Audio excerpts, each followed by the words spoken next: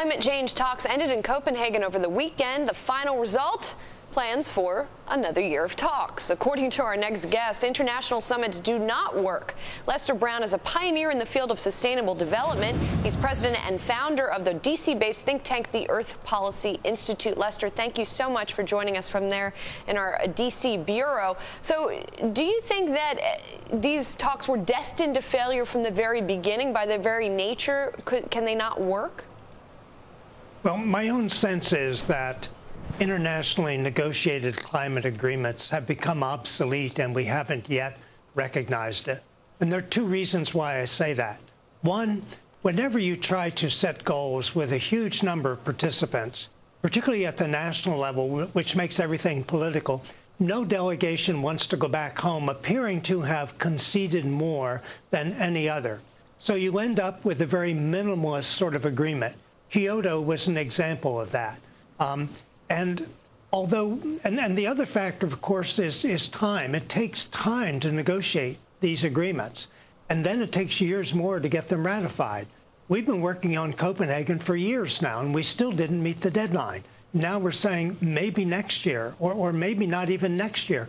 And the problem is we don't have much time to work with now. All the indicators on the climate front indicate that ice melting is accelerating, temperatures rising faster than projected, et cetera, et cetera. So my own sense is that this is probably not the way it's going to get done. So is it then going to get done at all? And if it is, who's going to take the lead? We're probably going to evolve something very different. But what we've seen over the last year or two is some entirely new forms of progress on the climate stabilization front. One of the most impressive is the grassroots effort in this country to ban new coal-fired power plants.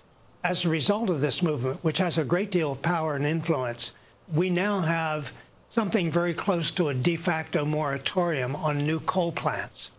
And at no point did the leaders of this group say, you know, this is what we want to do if Europe does it, if China does it, if the rest of the world does it. They've just said this is what we need to do. But at the same time, most of the energy in the U.S. still comes from coal-fired power plants. So, I mean, how far can these sorts of efforts go? Well, first of all, that's changing very rapidly. In the last 2 years, we've seen an 11% decline in coal use. That's from 2007 to 2009. Not only is it declining, and part of that's the recession. It's not all an absolute decline, but beyond that, utilities are beginning to give up on coal-fired power plants. They're faced with the need to clean up the old plants, and the cost is so high that they're simply closing them instead. Whether it's TVA or Duke Power or any other major utility, they're all now beginning to list the coal plants they want to close. There must be at least 40, maybe now close to 50 or more coal-fired power plants scheduled to close in this country over the last few years. And while coal has been dropping, coal use has dropped by 11% in 2 years, we've brought 190 new wind farms online with over 16,000 megawatts of generating capacity. So we're beginning to see a major shift here. Lester, I'm also curious about the role of private industry. We had recently billionaire Richard Branson talk about private industry getting together and sort of just taking the initiative on these types of measures. Do you think that that's realistic? Do you think they're capable of doing that? I think the change is going to come from NGOs, as with the movement to oppose new coal-fired power plants in the U.S. I think industry is going to play a major role. I also think some individual governments moving unilaterally, doing what they think needs to be done, will also play a role. One of the best examples of a corporate initiative is one that's been taken in Europe, where Munich Reinsurance, which I believe is the world's largest reinsurance company, has put together...